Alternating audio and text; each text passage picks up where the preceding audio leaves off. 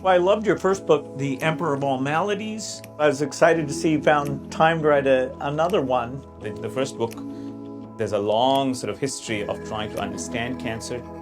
But this book, Gene, is more about the future than Emperor. 50% of this book is in the future. What happens now that the human genome has become mostly readable? The central question in this book is, when a machine starts to understand its own code of instructions, what happens to that machine?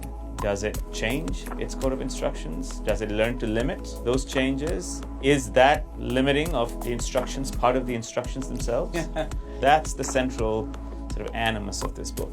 Yeah, to me that's such a fascinating question because it would almost seem cruel not to fix cystic fibrosis or a variety of even more rare diseases. I think these are powerful technologies and dangerous technologies, and the conversation has to be quite wide. But now the technologies are getting to the place where that's going to become technologically possible, I would imagine, in the next 10 odd years. Most of the stuff you hear about is pretty much on the side that you consider positive, like the disease type editing. For our patients, I can see a roadmap in which the use of gene editing technologies could have therapeutic implications. One that's of interest to our foundation is HIV, although a very tough one that's probably pretty far off is whether you could edit people's immune cells so that they're cured of HIV. Again, the questions are scalability, how expensive is it going to be, and the perennial question, what are the off-target effects? Are there unintended consequences that we don't know yet? We will know, at least for some cohort of human beings, as early as 2 to 3 years.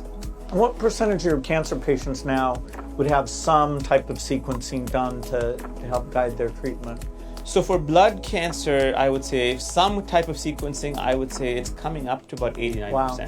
And that's because in some cases you'll actually change the treatment, which drugs or how you go about it based on that data. That's right. That field is in its infancy, and I think there's been a lot of hype around that field. Being able to use genetic and genomic information from a tumor and using that to understand therapy or to direct therapy, I think is an idea which has deep biological justification. It hasn't come about yet because the technologies aren't there yet, so we shouldn't be selling the idea, as it were.